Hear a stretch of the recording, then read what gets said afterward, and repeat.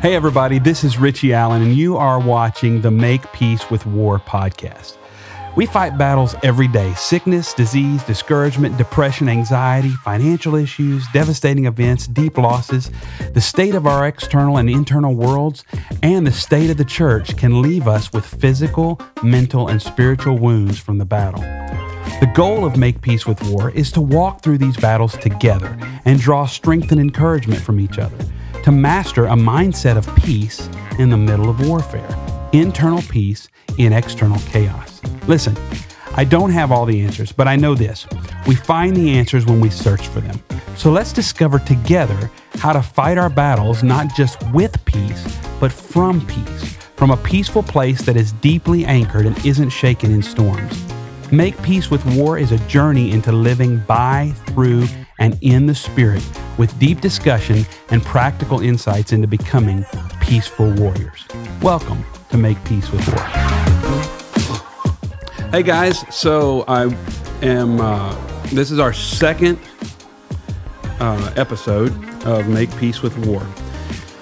And a lot has happened since the last episode, since the first episode, with my beautiful wife, Hevyn.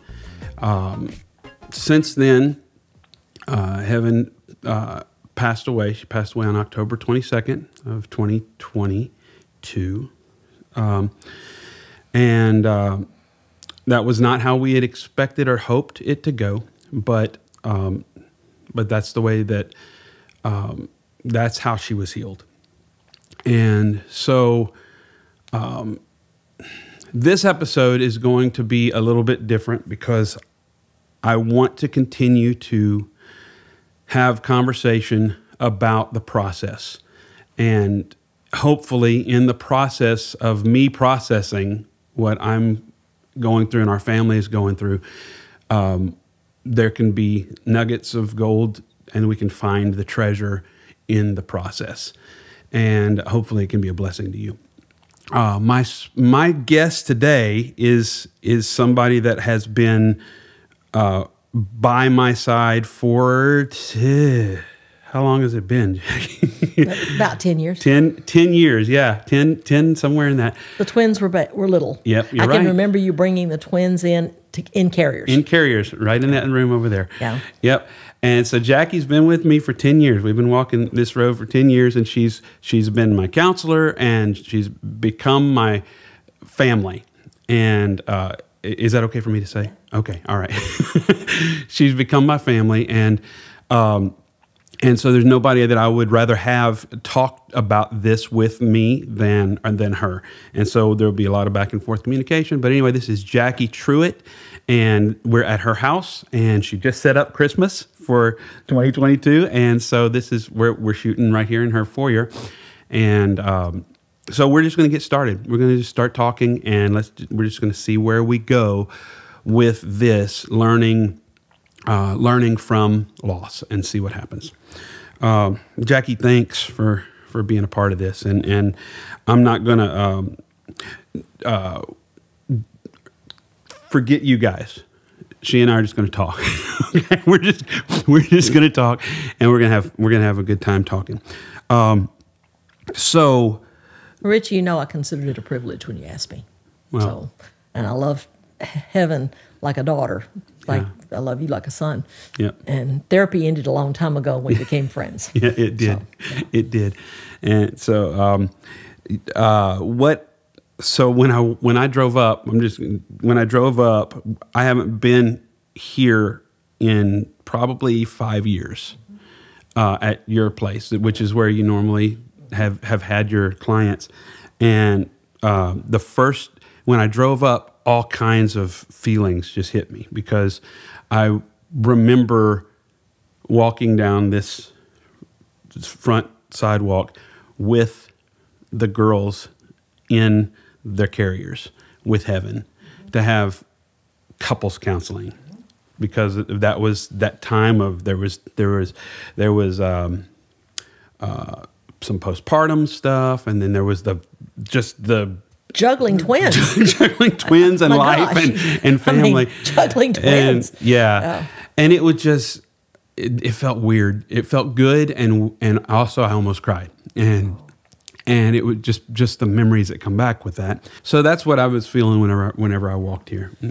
Well, I haven't seen a client face to face in 3 years because of the COVID and everything. Yeah, and went virtual. And then you had heart surgery, and then you had other surgery, and then Hevyn had cancer surgery, and the 2 years before that were, I think that's when the right timetable. I may be wrong about that. Yeah. But so it's been a strange 5 years.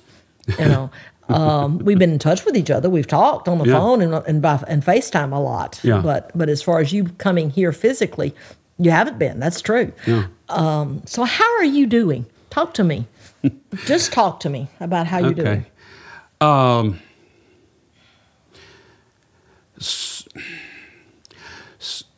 okay.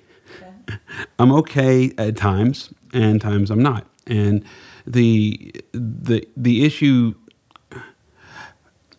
walking through that with Hevyn was its own kind of pain, right? Watching her get sicker and sicker, and the hope and the faith that we had for her healing, along with so many thousands of other people that were praying for her healing.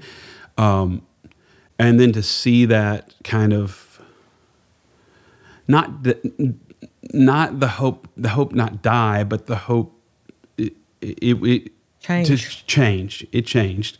Well, we talked about that. Yeah. That God could answer your prayer either by taking her home, healing her that way, or he could heal her here. Yeah. And both of those can be miracles.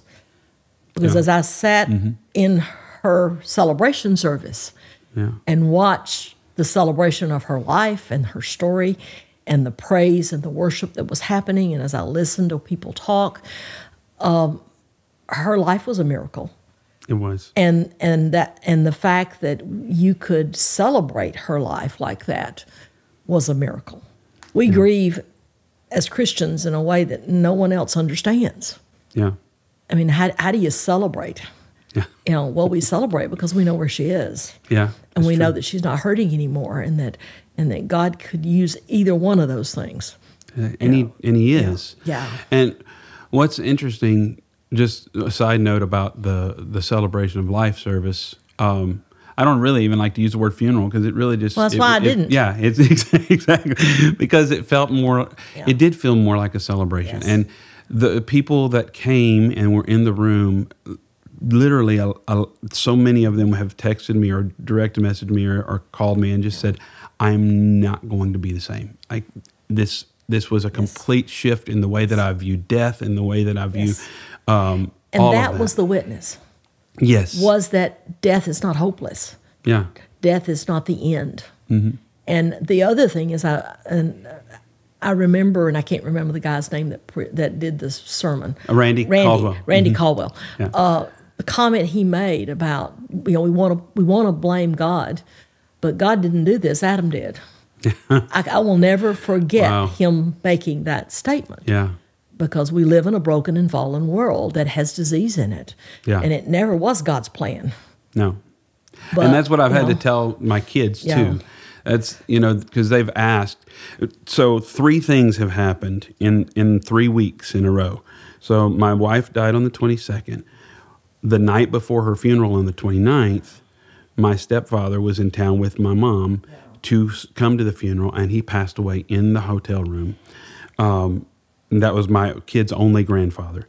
And then the following Saturday, Hevyn's grandfather passed away, which was... I didn't know that. No, you didn't know that. I didn't know about that. This is their what only... a season. Their only great-grandfather, who they adored and would go over every... And so when I told the kids that one on the way home last Monday from school, they just lost it. And they were like, why is this happening to our family? Why is this happening? Well... And... That's a normal question for kids to ask. It's a question that I had to ask. Well, of course, we all, and I think we all have to ask it, because we have to look at the things that life throws us up against the fact that of God being God, and we talk about God being in control, but sometimes it seems like he's not. Sometimes it does. Sometimes it seems like, okay, what is happening? And of course, you've always heard.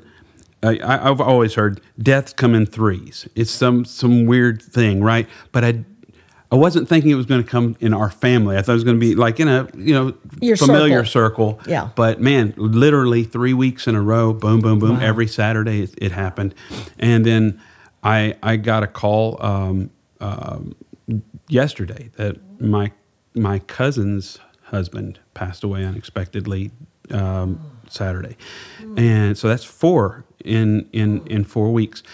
And so if I were looking at it from the outside and not here and didn't really didn't know our journey, didn't know any of that, I would think, man, that family is under a curse. Like there's something something bad there. They must have done something really bad for all this bad stuff to happen.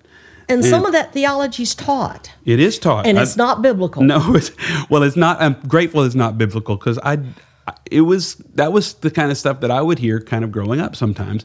It was like, well, that much is going on in their life. There must be some hidden sin, or there must be some, those kinds of words. And you weren't healed because you didn't have enough faith, or there must have been something wrong because God didn't hear you.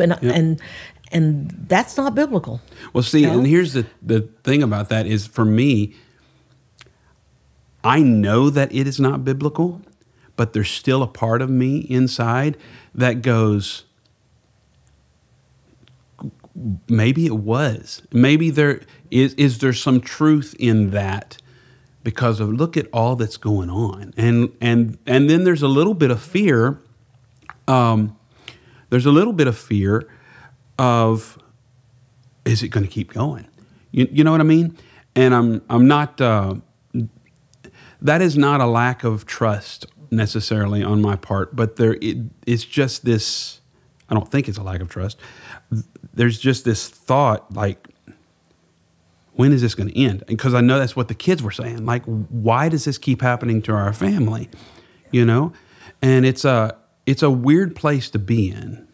It's a weird place to be in. So anyway, what I was saying is I told my kids, when I told them about their great-grandpa, I tried to tell them, okay, well, he was 94, I think, and he'd lived a long life, and sometimes this happens, but we have to understand that death is not a scary thing.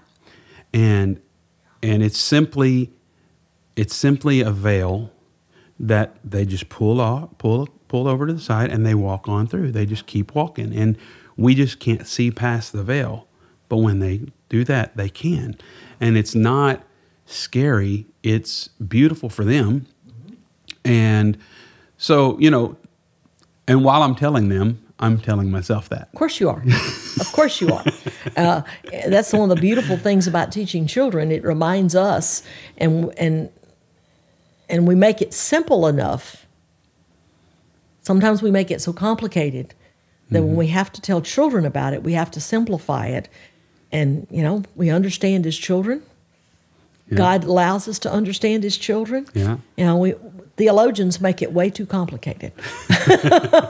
We do. Let's say we. I'm not a theologian. The answer to answer it not being biblical is so I guess Stephen did something wrong. Huh. And got stoned. Right. Other than just share the gospel. Yeah. Paul, let me see, how many books of the Bible did he write? And he was martyred. I mean, we have all of the examples in Scripture of not necessarily everything being exactly like somebody would have it be. What is that? You think if anybody deserved to just fall asleep, it would have been Paul. Yeah. But he didn't. And he had it rough. Yeah, he had it rough. Absolutely. It wasn't because he didn't have enough faith. This idea that if I have it rough, something's wrong with me. No. No. Satan doesn't have to bother with you if you're already on the wrong path. the pain, here's the thing, the pain sometimes, and this is what I'm learning, and I'm trying to continue to remind myself of this, is that the pain, it hurts us, but this process isn't even necessarily for us. It's for others. It's the great cloud of witnesses. It's to show that you can walk a painful journey and still have faith and still trust. And even when you look at, I was talking to my mom last night about the early church, and we were talking about things going on in the world today, and you know, the church feeling, and sometimes the church feels like that we're supposed to fight hard and do all of this stuff, and we got to be kind of careful there because the weapons of our warfare are not carnal, and we wrestle not against flesh and blood, but against principalities and powers. And sometimes we have this tendency to wrestle against flesh and blood in the church, and it's the church versus the world, and it becomes this back and forth. They hit hard, we'll hit harder, and when I don't see that in the early church, like I don't necessarily see that kind of fighting. Well, that's certainly not a helmet of salvation or a breastplate of righteousness. Yeah, that's true. That is true. I mean, that's the armor. Yeah, exactly. You know, it's not my fist. Good point. It's good. It's not my fist. Yeah. You know, but yet we kind of want to approach people confrontationally rather than approaching them the way Jesus did. Yeah. You know, and God never told us to do that. No, He didn't. And that's what, when I look at the early church, when I see that some people were fine, but a lot of them were martyred, and they never fought, but they were martyred, and it wasn't. I got to be careful not to turn this into life is pain and life is suffering, right? Because we've got to be careful not to go that far, because I do also know that there are some religious circles that's all they see. They only see pain, and they think they only are going to live in pain. So there's this balance that we have to have, right? Life is life. Okay. And the difference is, as believers, we don't walk through it alone. But he never ever told me. In fact, he said we would have persecution. We would have in this life, struggles. We will have trouble. We will have trouble because that's life. That's life. And how we walk through this life is our witness. If everything was made pretty, it would be easy, and then we would be no witness. Yeah. It's God that strengthens us and holds us up and carries us, even through struggles and pain and issues. And I look through things that have happened in my life, and I came to a place back about, I think 15 years ago or so, when God broke through and showed me that, you wouldn't change any of them. And I can sit here at 72 and tell you I wouldn't change any of them. Because I wouldn't, the other things that happened that brought so much joy to me, and people I've been able to help and to serve over the years, I think I would have been able to do it had it not been for the understanding those struggles gave me. It's kind of like expecting to have muscles and not ever going to the gym.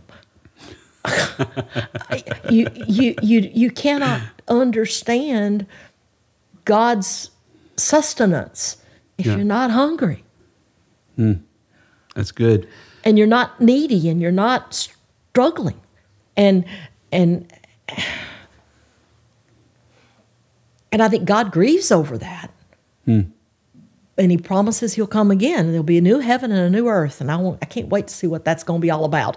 But he promises that he will walk with us through it. But he never told us he'd take us out of it. No. No, he Heaven's didn't. out of it. Yeah. Because she's gone home. Yeah, she is. And you look at the 3 Hebrew children, the same thing, right? Yeah. He didn't deliver them from the fire, but he was with them in it. the fire. Yeah. And I like how you said life is life. Sometimes God requires things from us, and sometimes he doesn't.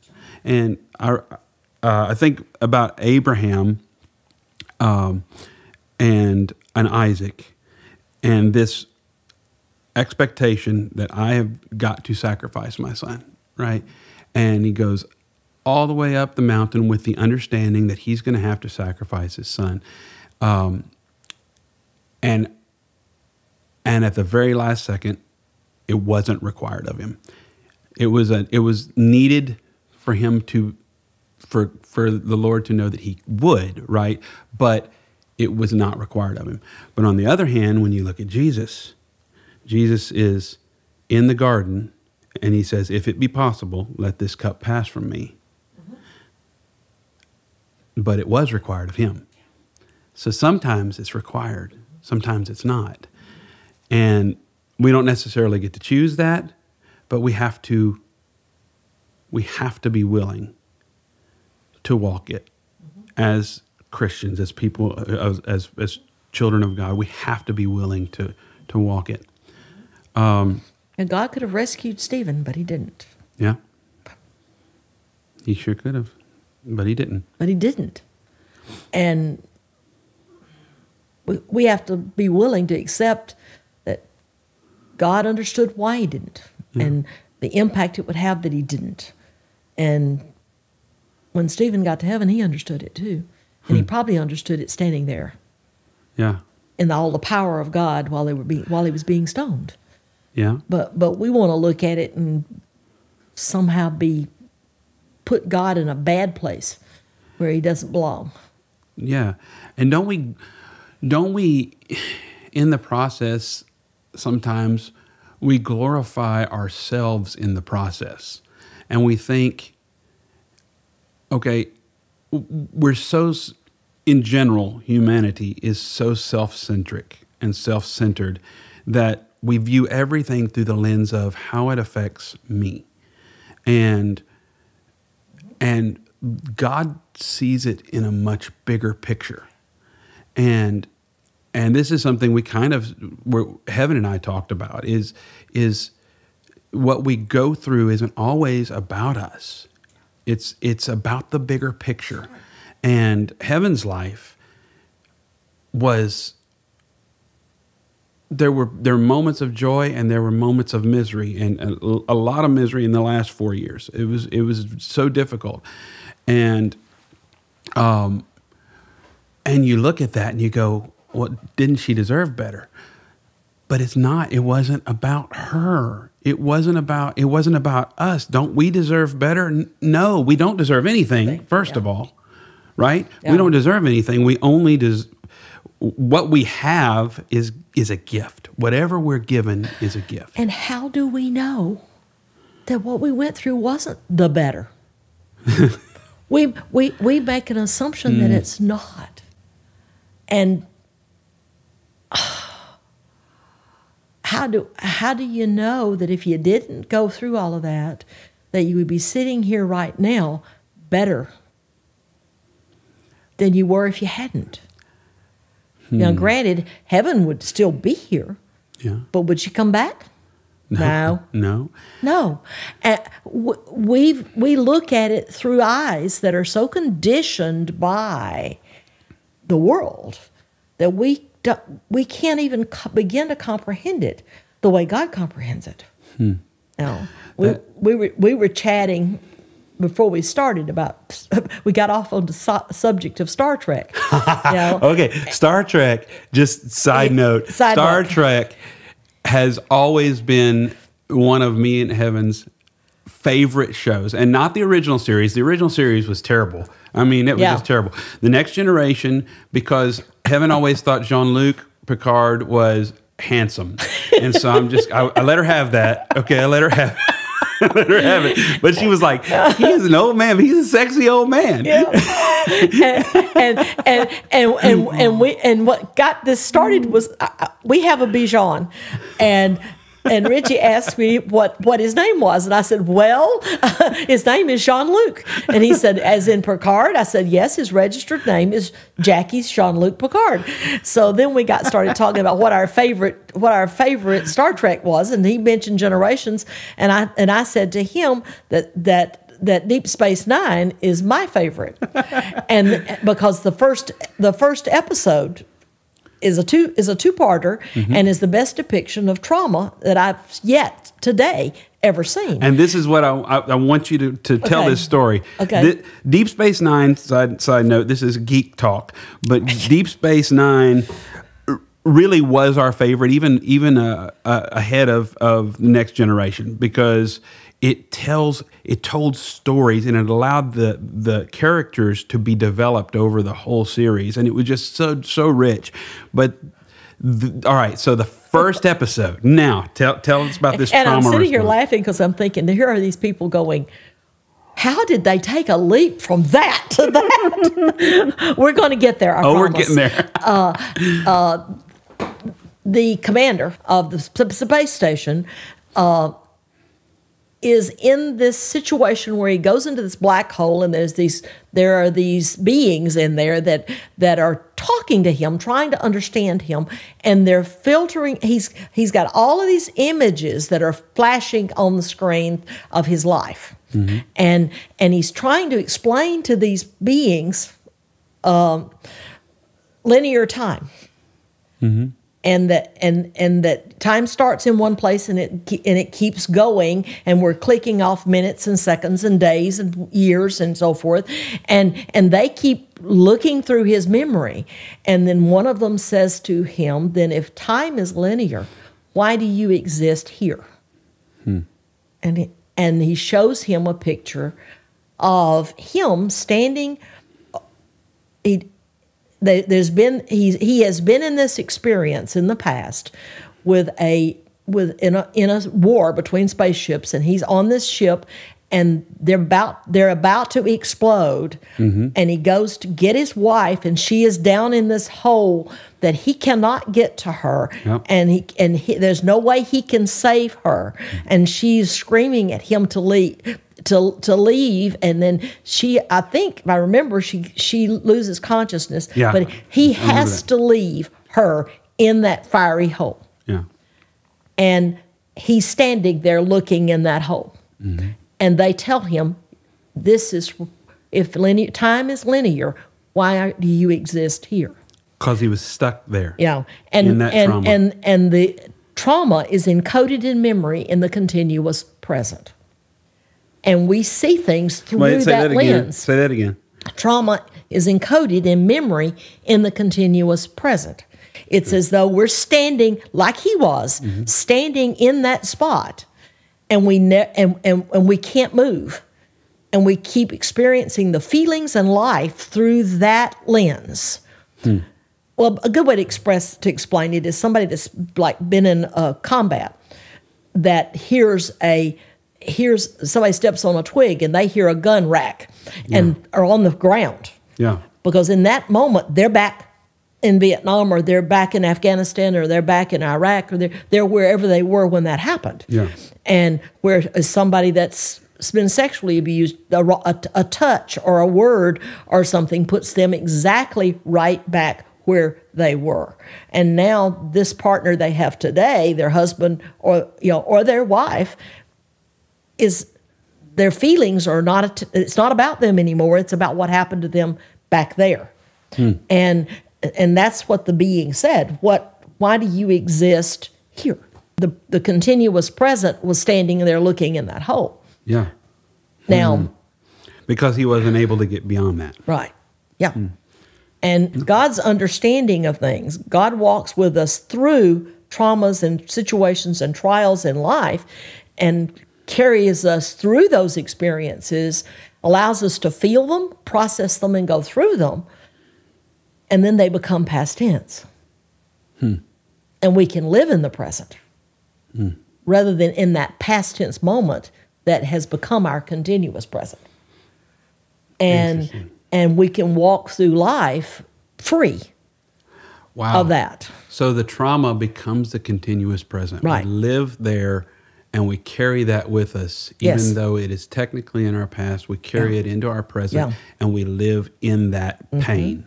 And that's part of the goal of your experience, is to not stay there in that place where things were so hard and so difficult,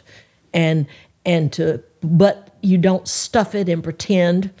You don't pretend it isn't there. You acknowledge it, pray about it, talk about it, spend time with the Lord about it, spend time you and the kids talking about it, you and your mom talking about it, and you work and you process it through and put it then in a new place that gives it value and meaning, that allows you then to move forward. Because then it becomes a lesson that we build on. Yes. And not something that we live in. Yes.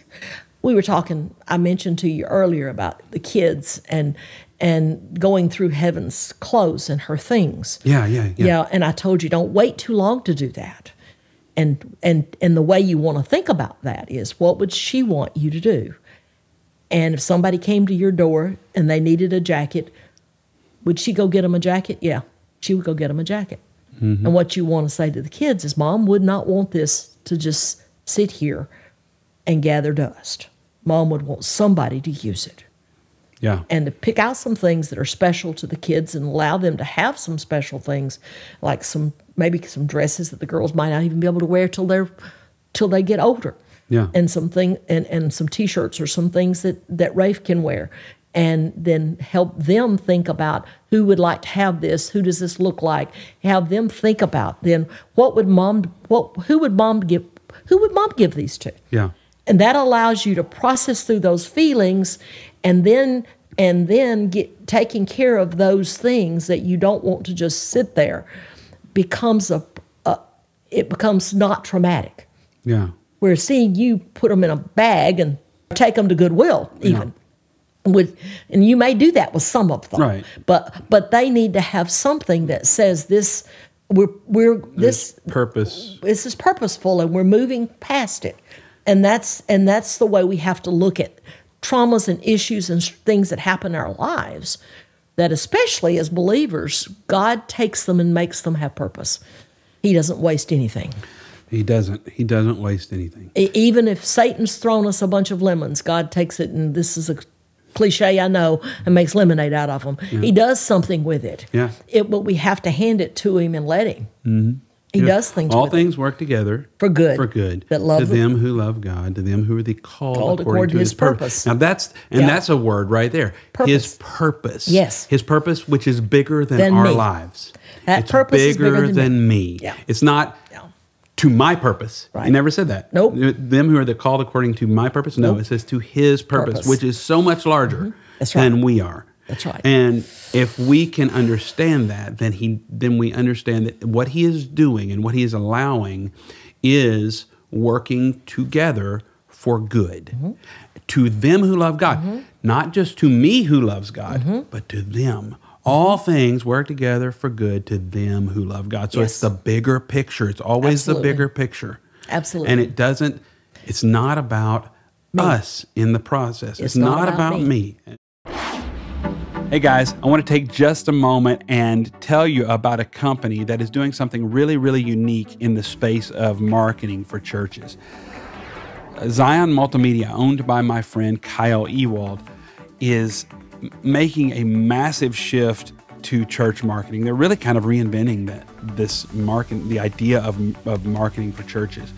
And I love it because it's a ministry-first approach. I'm not a fan of icky marketing. I'm not a fan of the typical marketing that just says, hey, come join what we're doing, come see us for the Easter service or whatever.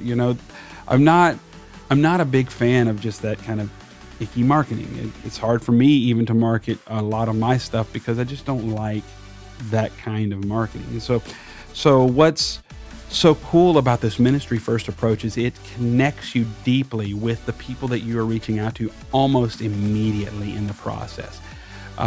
If you followed me at all in social media, which, by the way, is at the Richie Allen if you don't follow me, so go there. But if you see, there's the icky marketing part.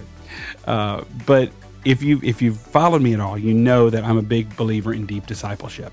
And I do believe that the modern day church, for the most part, has kind of missed the mark in that area in favor of just pushing for that weekend service.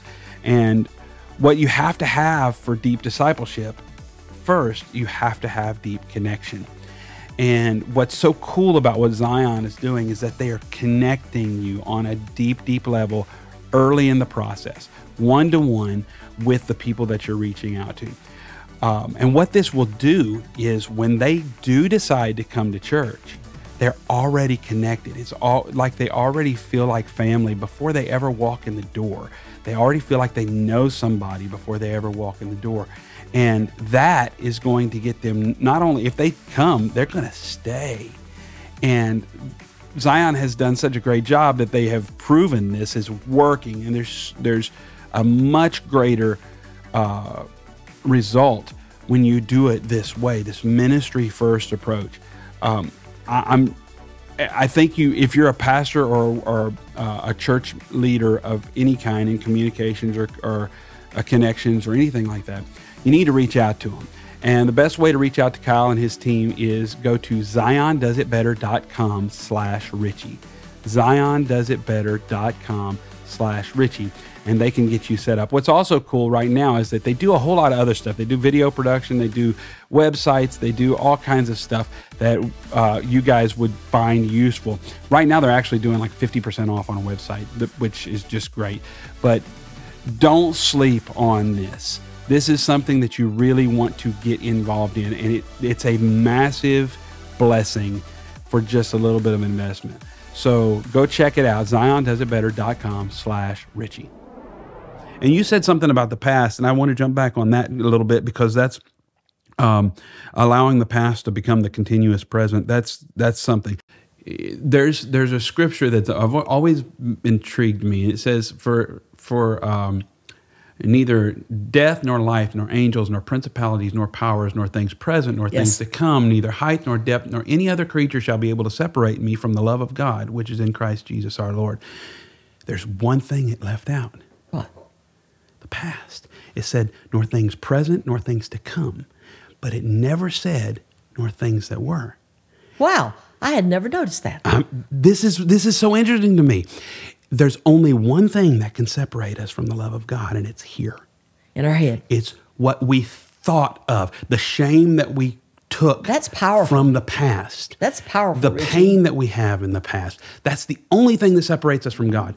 It is not.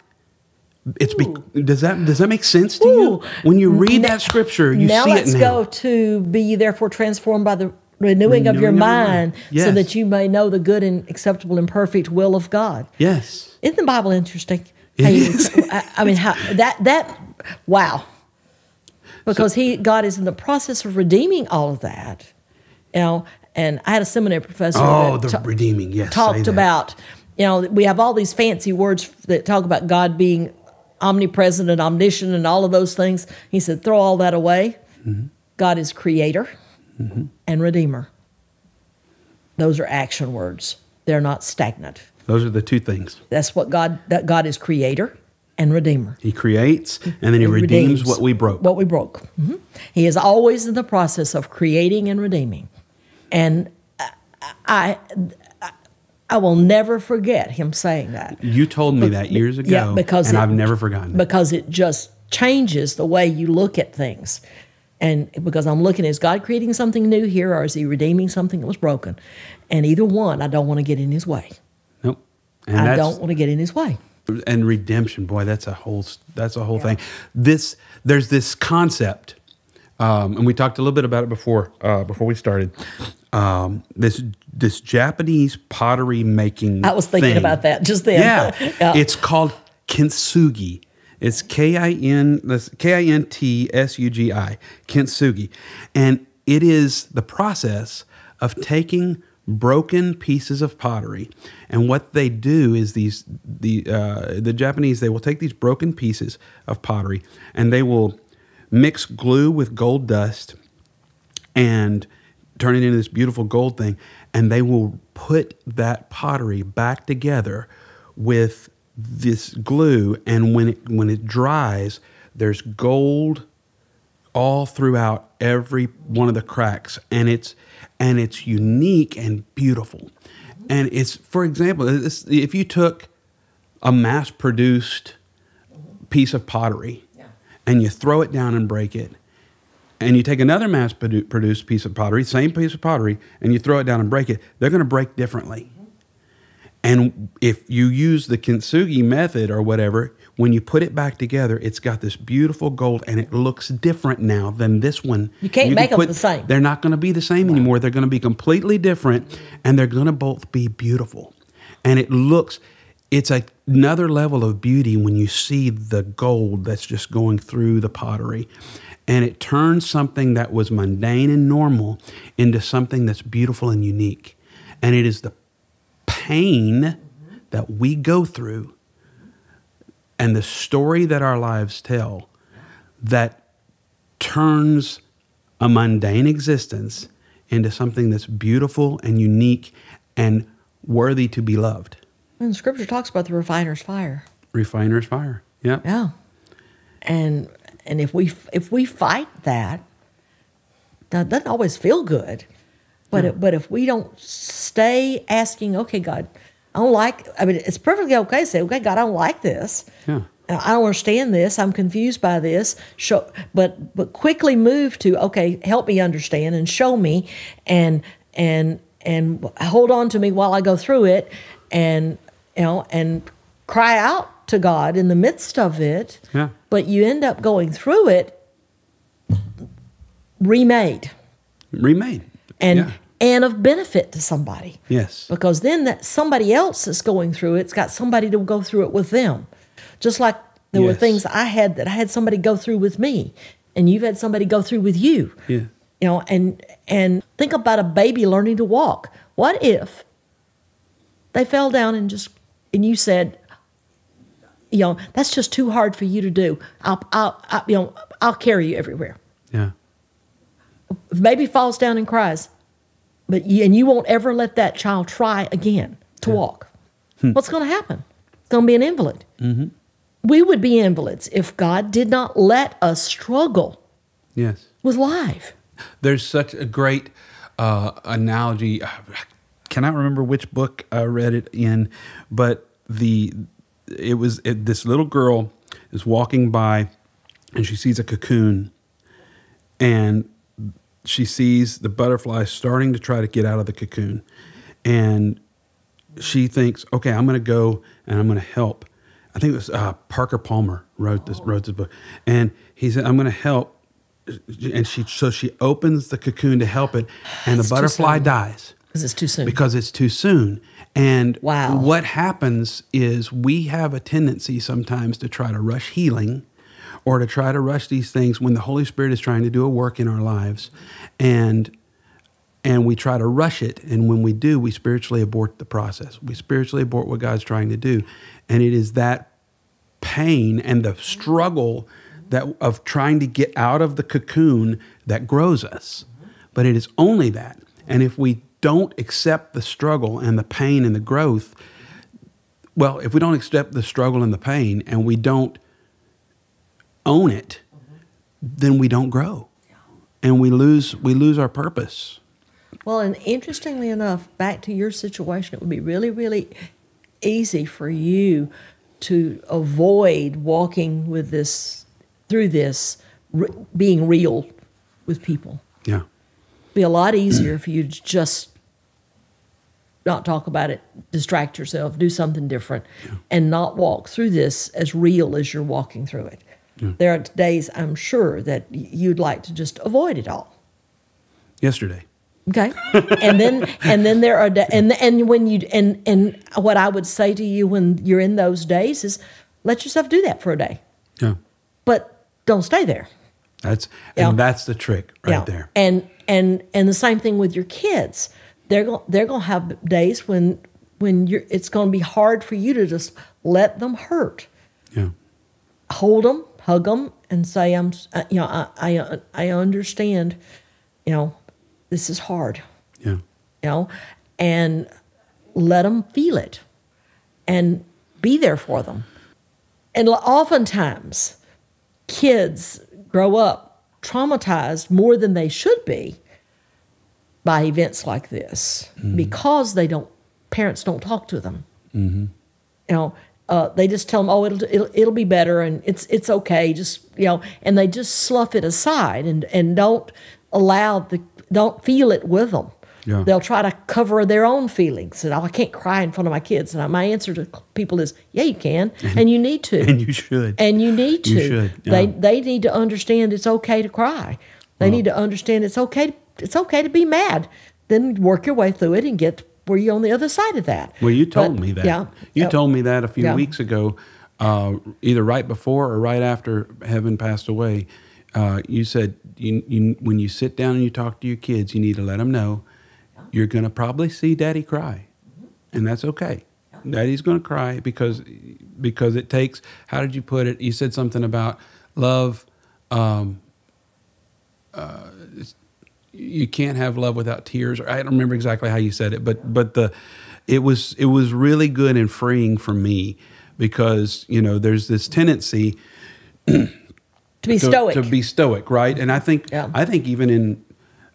even in leadership in the church. Let me just sidebar on that. I think even leadership, pastors and leaders in the church, sometimes we have a tendency that we feel like we have to be the hero. And as a result of that, we can't let our guard down and be vulnerable. And we end up hurting ourselves, hurting our leadership, and not being a good leader. And same thing as a parent. I'm not going to be a good parent if I don't let them see me vulnerable. That's right. And in fact, one of the things I think that hurts churches more than most other things is leaders come across like they're plastic. They're going through the motion. You don't see them have doubts and fears and struggles, and they don't share those.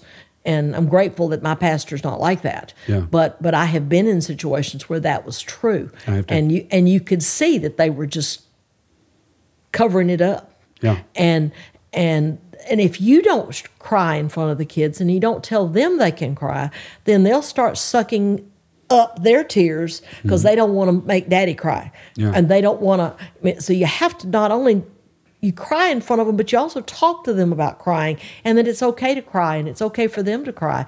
Yep. And in fact, God's given us the capacity to cry, Yep. to release tension and to release. You talk to them about that. I think what I said was if you're going to love somebody, you're going to risk hurting. I mean, you cannot love somebody without risking. Yeah. You can't. Yeah. You just can't. And That's true. If you're going to care, you're going to risk getting hurt. Yeah. And there is going to be pain with that. Yeah. But as the old saying, better to have loved and lost than to never have loved before. And that's an old saying, but it's true. And the other night, a couple nights ago, my girls, my twins, the two older girls, they're wonderful kids. All four of our kids are just wonderful, and I'm so grateful. But they're all processing it differently and uniquely. They will. And the twins process it completely differently. And Esri is very in touch with her emotions.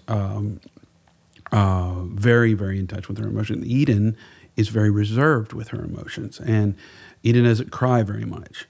Esri cries a lot, and they both do it differently. And so the other night, they're a little bit uncomfortable with the house right now because that's where Hevyn passed away, and I'm trying to help them understand that look, that was a bad memory, but there's so many good memories here.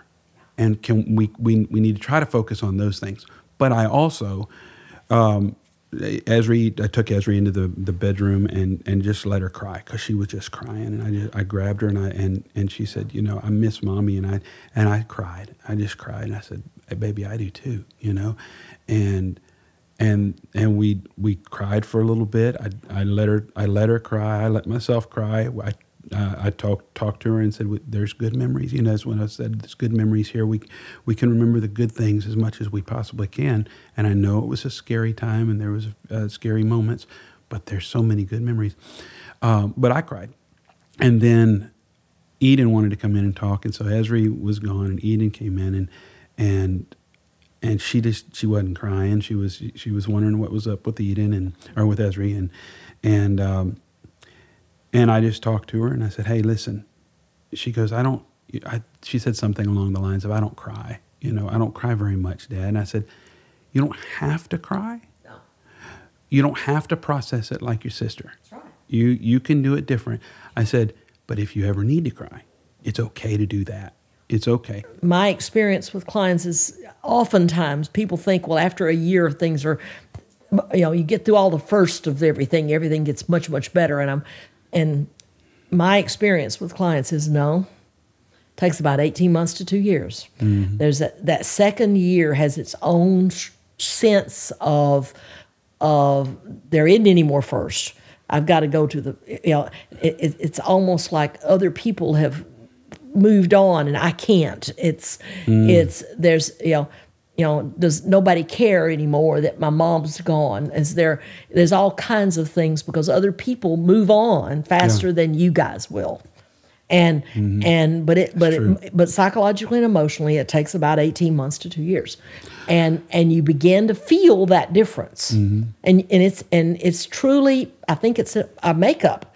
You begin to feel that difference. It happens anytime we have major change. Yeah. But on a lower level, you move somewhere new. Yeah. You're right. It takes about 18 months. You're right. I hadn't thought about that. It takes about 18 months for that to feel like home. Mm-hmm. And then all of a sudden you realize, oh, this is home. Mm-hmm. A new job. Yep. Eventually it'll begin to feel like normal. Like it's mine. Well, not normal, but yeah. Feel like it's mine. And that's a good point. And that's the situation with this. Mm-hmm. You've got to go through this period. It's more intense. It's different because of the loss and the seriousness of the loss, and especially since your family's experienced 4. I mean, but it's going to be. This is going to be a unusual Christmas. That's why I asked you. You did decorate, didn't you? Yes. Because it's really, really important that you do that. And we're putting lights on the house tonight. Good. Tomorrow. Because it would be harder next year to do it if you didn't do it this year. Mm. It's better to get that first out, get it done, and celebrate and together put up decorations that were special to Mom. Put up, talk about things. Mom would have really liked the way we did this, and include her in your conversations about things. Yeah. And remember last Christmas when Mom got this, and let that be there. What has been the hardest thing for you since Hevyn's died? Whew. Boy, that's a good one. The way my brain operates, I am constantly second-guessing myself through everything, even before, and you and I talked about this before, about just the way that I second-guess. When we first started the journey with Hevyn, and I started putting it on social media, I had a conversation with you, and I said, I'm worried that it seems self-serving to tell this story in front of people, because and I question it all the time. Am I doing this for attention?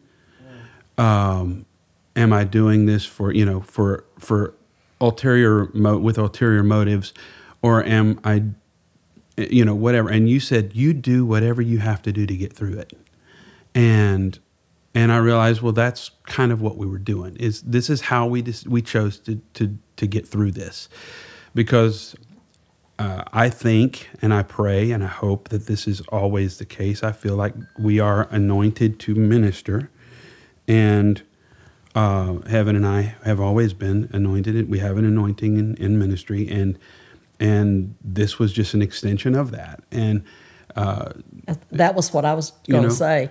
You did this the way Richie and Hevyn lived their lives.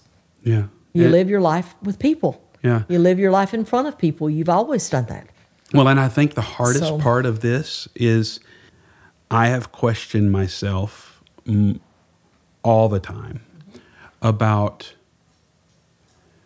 whether or not I had faith, whether or not I was there faith, was there trust? And there's Jean-Luc. Come here. Come on, Jean-Luc. Come here. Come here. Hey, baby. Yeah, there she is. Right there. He is. Sorry. He's my boy. Jean-Luc is a he. This is my boy. I've gotten used to calling dogs she now because my dog is a baby. There's Jean-Luc. He's my boy. So that, for me, that's, I think the hardest part is I've been trying to not tell people, but help people to learn through the process along with me, trust. And there have been times since Hevyn has passed that I've questioned, do I really trust God right now? Because I'm going, it's over, that part's over, and I'm now on this other side of grief. I'm in the grief process and all of this, and truthfully, I've been struggling with some depression. And normal? Yeah, and yesterday I didn't want to get out of bed. A couple days ago, it was the same thing. And we were having the kids' birthday party and Thanksgiving, and Thanksgiving was so interesting because it was okay during the meal. We had some friends over. It was okay during the meal.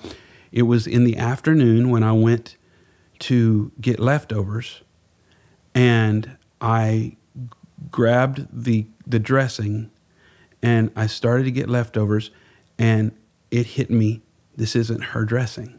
Yeah. And I lost it. I went to my room and cried, and I couldn't get out. And Richie, that is so normal. Yeah. And it's not depression as we call clinical depression. It's the depression that's a part of the grief process. Yeah. And it's normal.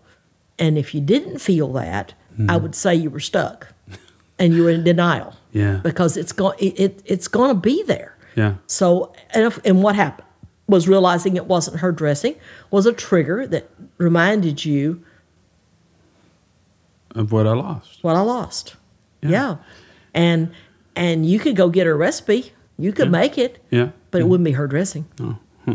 And like we called it, she always called it, I think her grandma had made the dressing, then her mom, and then she made it, and they named it. They called it Bernicanis, which I don't even understand. Okay, I don't even understand. It makes no sense. The word is so weird. But it was all Bernicanis. Art families. I know. It was Bernicanis. Yeah. And so she every year she would make Bernicanis, and it was. I would love to know the history of that. I know, me too. You got to see if you can find somebody that knows the history. I got to ask her mom. Ask her mom where that came from. I do. And you got to call me and tell me. Bernicanis, that's it. But it wasn't even my favorite dressing, but it became that. And so anyway, I just realized what I lost, and I hit this depression wall, and I think, is it ever going to be okay? Like last night, I asked my mom, because my mom lost my dad when I was 22, unexpected heart attack, and I just asked her. I said, "Mom, is this ever?"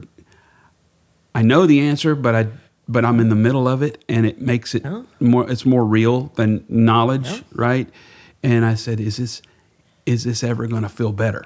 Am I ever going to be able to enjoy Christmas ever again? Am I going to be able to enjoy these things ever again?" Because I'm literally dealing with that. I think that for me right now, Jackie, is the hardest part of this process is seeing beyond the present and when you're in it. Yes. And I know this, you know it, but it's living it is experience, right? Wisdom is knowledge experienced. And I have the knowledge. I'm gaining the wisdom now. But the knowledge is saying, I can't see beyond this. This hurts so bad, it's never going to get better. And I'm not going to be able to enjoy anything. We're going to Gatlinburg in 2 weeks because that was what we had planned to go to before Hevyn passed away. We're still going to go. But the last time I was in Gatlinburg, I was with Hevyn. And we had a wonderful time there. And I'm scared, I'm just being honest, I'm nervous that when I go there, all I'm going to think of is her, and it's going to hurt, and I'm never going to be able to enjoy that place again. And does that make sense? It makes sense, but it's not true. And I believe that. And you may feel that way this time. Yeah. But again, walk through it and feel it and talk about it and experience it, and then one day you'll go and it'll be different. Yeah. Now, look up on the tree. There's 2 doves on that tree. See them? Mm-hmm. Those 2 doves came off of my mother and David's mother's grave. Mm. They were in a flower. They were on the casket arrangement.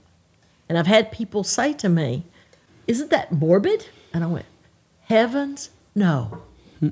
That's not morbid." Yeah. I look at those and I remember who those 2 women were and all that they did to make us be who we are. Mm-hmm. And they're in celebration of their lives. And that they're in heaven, and no, there's nothing about those doves that's morbid. Not a thing. And I put Mom's up there. She died December the 7th, and I put that one on there first Christmas. Mm-hmm. And when I walked by, I teared up. Yeah. And I told David I may have to take it off, and he said, "Well, if you need to take it off, take it off." I didn't.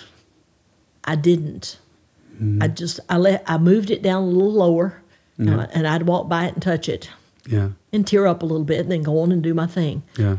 Now, I remember I said earlier, life is life. Yeah. Well, you're a human.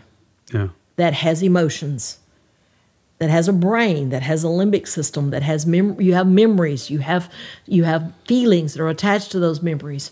And some of those are hard, difficult feelings of sadness.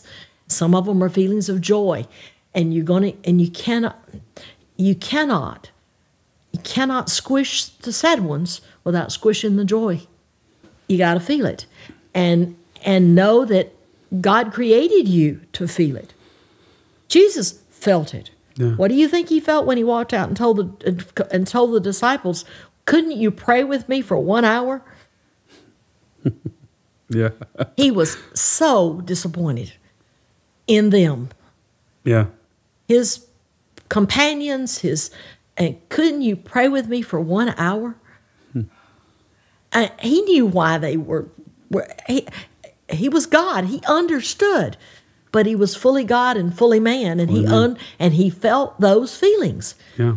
And because he did, he always understood what it was like to be human because he created us. Yeah. But we needed to know that he walked through it. Yeah. He did that for us, not for himself.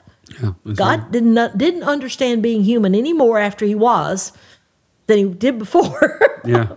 But we needed him to do that. Yeah. So feeling it is not lack of trust. That's good.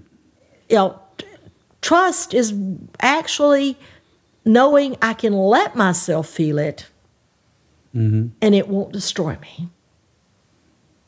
I can let myself be there, and God's going to be there with me, and I'll walk out of it and walk through it. And we deal with that with. If I have a broke leg, I'm really patient. Yeah. Most of the time, wearing a boot or doing whatever I have to do. Right. But we believe it's going to heal. Yeah. Very few people that have a limb, a broken leg or very few people think that that's not ever going to, they really in their head know it's going to eventually heal. Yeah. But if it's itching like crazy, is this ever going to stop? Yeah. Is this ever going to get better? Yeah. Part of our human nature is that we want out of that place. Yeah. We want to escape that place. And we don't want... And why shouldn't we? Yeah. Because it's uncomfortable. Yeah. Right? Am I really, really going to say, let me go in there and put my hand in a fire? Yeah. No. We've been taught to avoid pain. Yeah. And it keeps us safe. You want to avoid it. And and it's counterintuitive to embrace it. Yeah. But God says, let me walk with you through it.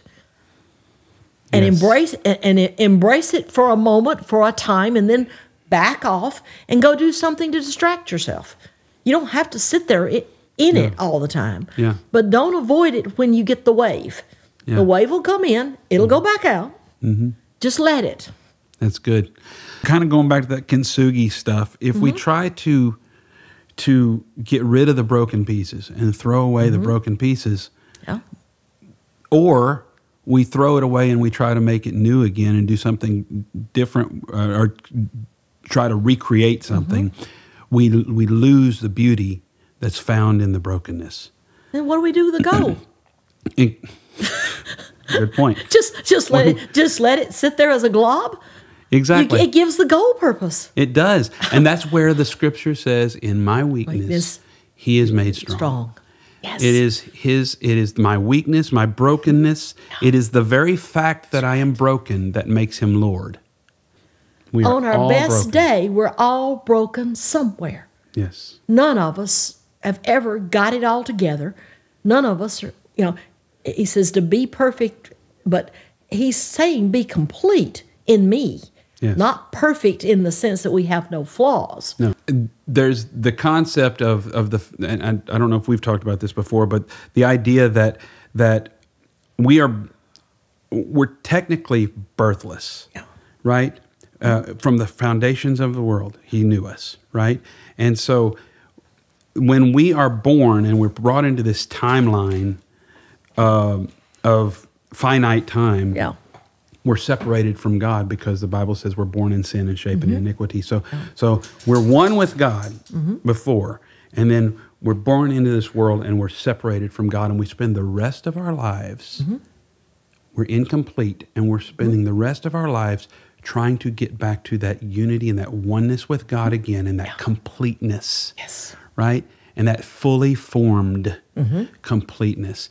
And that's where even it says perfect love casts out fear. It's not perfection in love. It's completed, fully formed love that casts out fear. Yes. And it is that. And so ultimately, all of the stuff that we're going through, all the things that we're dealing with, all the pain that we go through, all of it is bringing us back into oneness with God. We want to treat grief as though it's an enemy. Grief is our friend. Bible says that we grieve differently than other people grieve, but grief is our friend, because when you block grief, you get stuck in that place where here's the trauma, here's the loss, and you get stuck right here, where you got to go through it and get to the other side, and make that be past tense.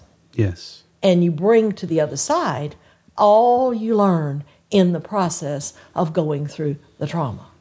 Pete Scazzaro calls that the wall. And it's the wall, and a lot of people hit it, and they just keep doing this and keep going back and forth. But because we're centered on ourselves in the process, when we hit the wall and when we're able to break through the wall, then we can use what we've gone through, and it becomes outward instead of inward now.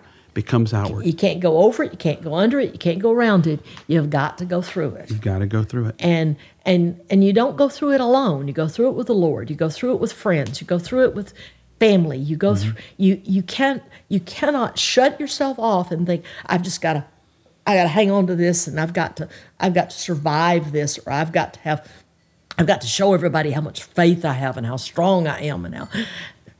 No. You show everybody community.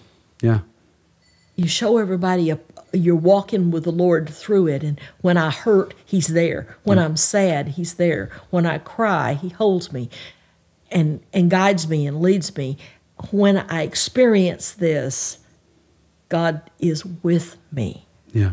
I don't have to be strong to show God how much faith I have. Yeah. I don't have to be strong to show God how much I trust him. That's good. It's, God, here I am. Yep. I've been through this experience. I know I live in a broken world, and I know you care and you love me even in the midst of all of this. Yep. Even in the middle of all of this. That's why David was a man after God's own heart, because he went through all kinds of stuff and his emotions were all over the place, but he was always recognized where to go back to in the middle of all of it. Even when most of it he created himself with his own disobedience, He still kept coming back, and God taught him and used him and worked in his life because he kept coming back and confessing. Yep. Creating me a clean heart, O Lord, renew a right spirit within me. Yep. Cast me not, begging God, cast me not away from thy presence. Yeah. But he kept coming back to God and saying, I am absolutely busted. Yeah. I sucked it up real bad, but he kept coming back to God and saying, why? And just like Paul said, why do I do that which I do not do? Yeah. I do not want to do. Why am I coming back around to this sin or this thing that I know I don't want to do, but I do it? Yeah. God meets us in our humanity. He does. Now he doesn't, and I think the only thing he doesn't excuse is our arrogance. That's the Pharisaical spirit, right? Yeah. It's the thing that made him the maddest. He does, and when you want to be arrogant and act like you don't need God, and that you self-righteousness, and that you can tick off all the boxes and everything's fine and be righteous. And what he did was he told the Pharisees they were a root of bunch of snakes and whitewashed tombs. Yep. He wants us to come before him transparent. Yes. And vulnerable and in need of a Savior. That's right. That's the whole point of salvation. Vulnerable and in need of a Savior. He wants us to walk. And when you're going through stuff like you guys have gone through, and that was the message. That's the message of Job, was at an extreme. Yeah. Now I won't get in trouble here. I happen to think Job is a parable, but I think the purpose of the parable is the same.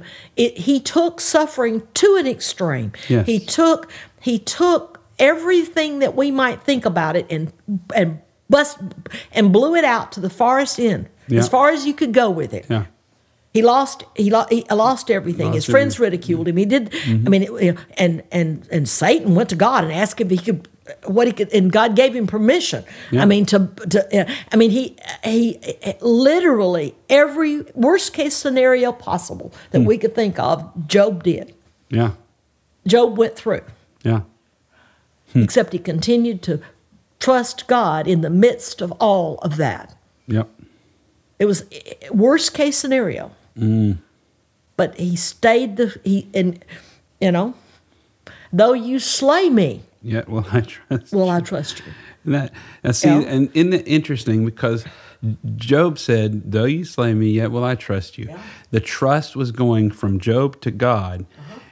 At the beginning of it, God said to Satan, "Have you considered my servant Job?" Yeah. God trusts us enough to allow us to go through things to prove that we trust Him. Yeah. God trusted Job. Yes. And then Job trusted God. Yep. But the thing we keep forgetting is God knows the end of the story. He does.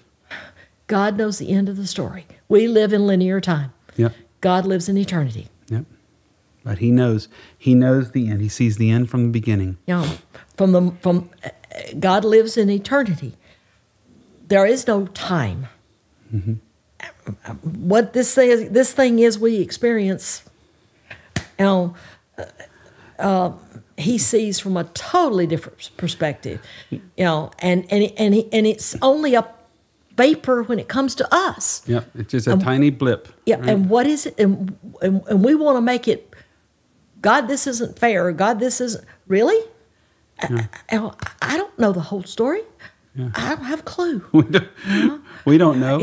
We don't know. I mean, he knows what's best, and we have to trust that. We trust that, and we recognize it. And he sees the end.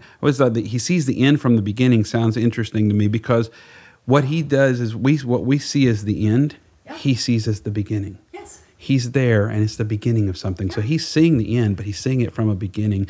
And so what we see is the finality and conclusion. That's death. That's anything like this. We see it as a finality. It's only the beginning of something different and greater. And if we can trust that. And that is not just rationalizing something that hurts. No. That is, it is seeing it through something that has a bigger purpose than me. Yes. Life is life. Life is life. And that's a great takeaway too. Life is life. And life has pain in it. Life has struggles in it. Life has joy in it. Life has, roses are beautiful, but they have thorns on them. Faith isn't this little bitty minuscule thing that says, I will never suffer. I will never have a hardship. I will never lose anything. That's not.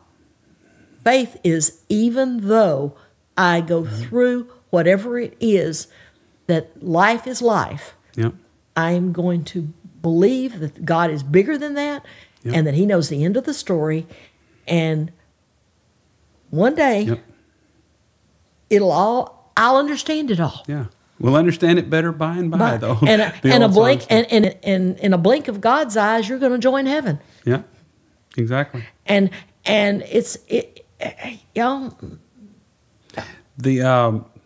because from where she is, she's not waiting on you. You're already there. We have to think of it that way. Yep, you're exactly right. That she's outside of linear time. Outside of linear time. It's that same concept. Yep, it is. She's outside of linear time. It is.